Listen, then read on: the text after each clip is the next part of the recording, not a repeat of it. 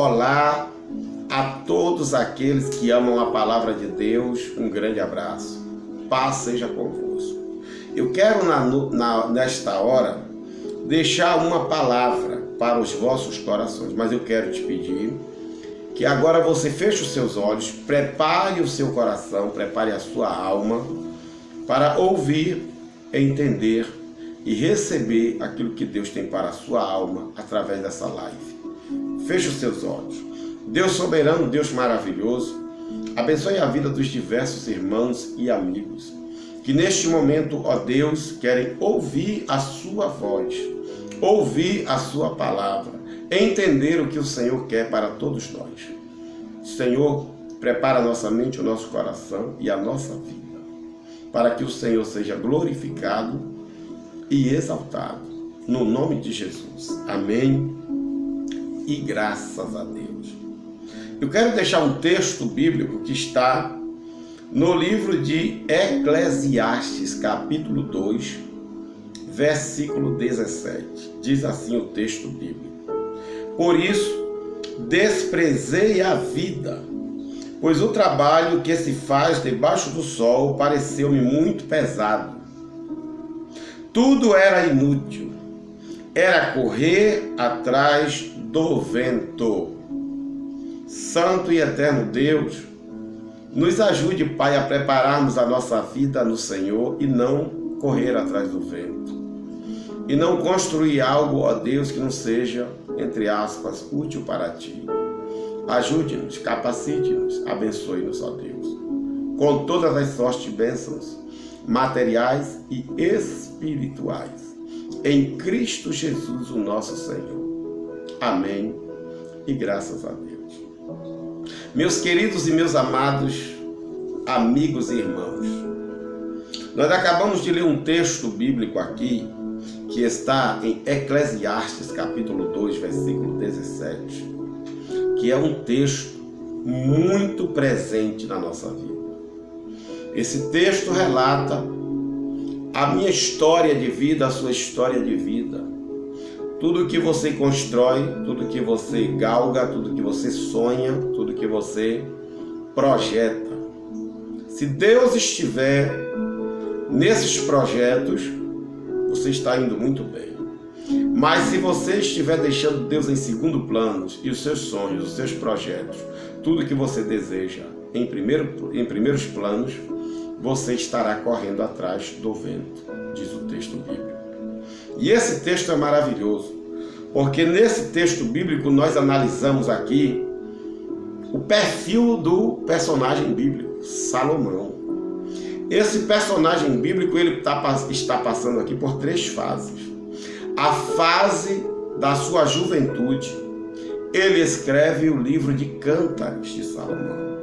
E nesse livro de Cântares de Salomão que ele escreve, ele deixa ali, nas suas entrelinhas, vários conselhos, orientações, como o casal deve se proceder, como o casal deve viver um para o outro. Cântares de Salomão, ele está na sua juventude e ele está passando essa experiência, inclusive porque ele tem 300 mulheres e 700 concubinas. Então ele tem experiência para escrever esse livro. Depois ele chega em uma idade, Salomão, que ele começa a pegar experiência na vida, amadurecimento na vida. E ele chega nessa idade que ele começa a pegar experiência e começa a dar conselhos práticos. Ele escreve o livro de Provérbios. Vem conselhos para a igreja, conselho para os casais, conselho para os pais, conselho para os filhos, conselho para os governantes. E logo depois, ele começa, como todo ser humano, a se tornar agora um homem adulto, idoso, e que começa agora a olhar para trás. Ele começa agora a ver o retrovisor da vida dele. Eu imagino que esses livros que ele escreveu, Eclesiastes, Cântares, Provérbios, ele agora na sua idade mais madura, mais idoso, a reflexão agora de Salomão é outra. Observe que tem um livro que ele dá conselhos, Tem um livro que ele dá conselhos amorosos e tem um livro que ele faz reflexão da vida dele, que é Eclesiastes. E nesse capítulo 2, versículo 17, é maravilhoso para a gente, porque essas fases que o Salomão passa, ele agora começa a perceber, ele começa a entender que tudo que ele galgou na vida, tudo que ele projetou na vida, tudo que ele viveu na vida, ele teve riquezas, ele teve ouro, ele teve prata, ele teve patrimônio, ele teve palácios. E ele, quando chega nesse período aqui, Salomão começa a dizer assim, ó, realmente, tudo que eu construí, o meu trabalho enfadonho, a minha luta que eu herdei do meu pai Davi, o meu reinado, se não estiver na presença de Deus, eu estarei correndo atrás do vento. E é uma lição tremenda para nossas vidas, sabe por quê?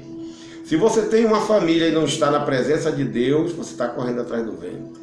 Se você tem um emprego, mas você tem um emprego que está em primeiro lugar e não Deus, você está correndo atrás do vento. Se você não tem tempo para a sua família, não tem tempo para a sua casa, não tem tempo para as pessoas que você ama, não tem tempo para você ir à casa de Deus e buscar a Deus, mas você anda eufórico, atrás de riquezas, atrás de grandezas, atrás de tronos, atrás de fama, você está correndo atrás do vento. É um homem mais sábio da Escritura Sagrada. Lógico, depois de Cristo. Mas aqui no Antigo Testamento ele é o homem que tem mais sabedoria.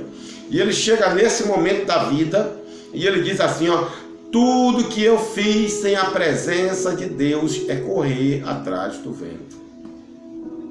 Imagine agora, você pode fazer uma retrospectiva na sua vida.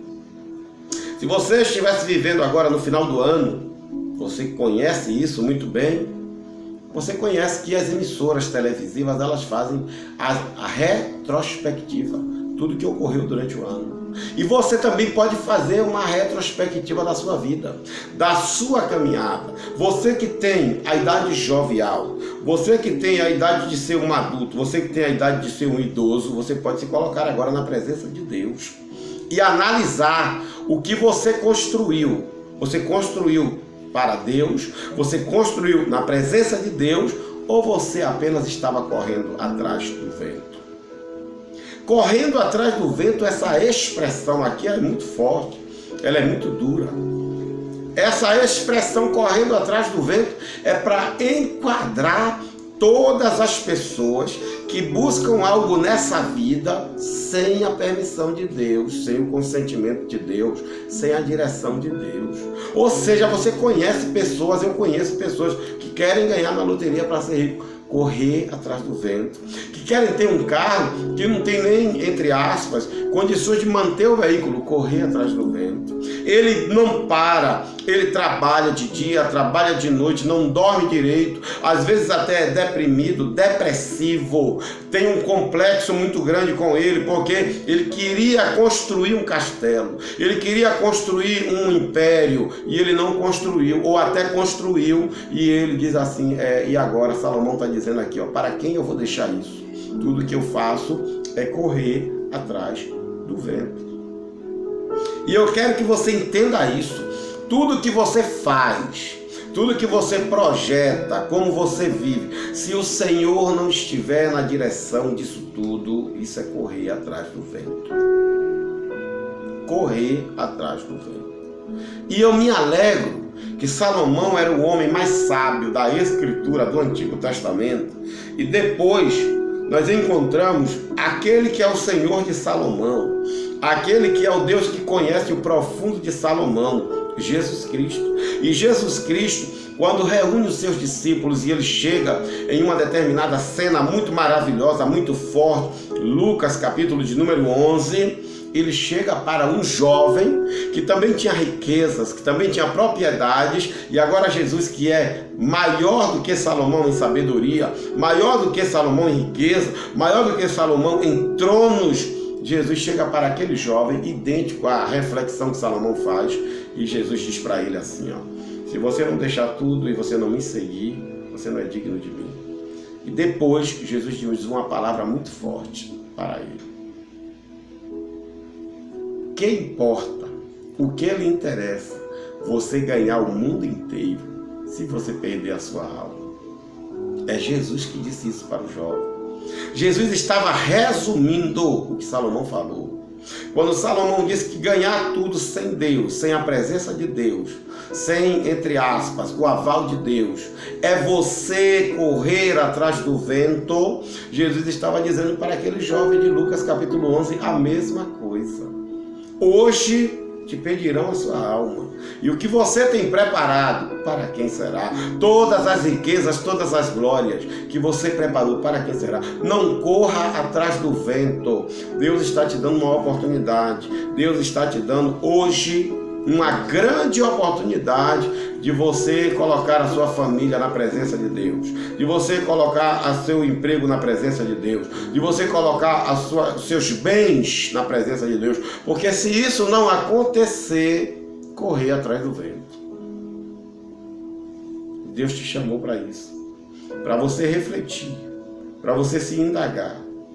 Você tem uma idade jovial, Salomão tinha. Você tem uma idade adulta, Salomão tinha. Você tem uma idade, agora idoso, madura na fé, que começa a olhar para o retrovisor e ver tudo que você fez para trás, o que você construiu, que não seja correr atrás do vento, que seja tudo para a glória de Deus. Se você tem uma casa, foi o Senhor que te deu. Se você tem uma esposa, foi o Senhor que te deu. Se você tem uma família, tem filhos, foi o Senhor que te deu. Dê atenção, viva para eles, mas na presença de Deus, para você não correr atrás do vento. Deus te abençoe. Fica com Deus. Feche os seus olhos, que eu quero orar por você. Feche os seus olhos. Peça perdão. Fale com Deus. Maravilhoso, eterno e soberano Deus.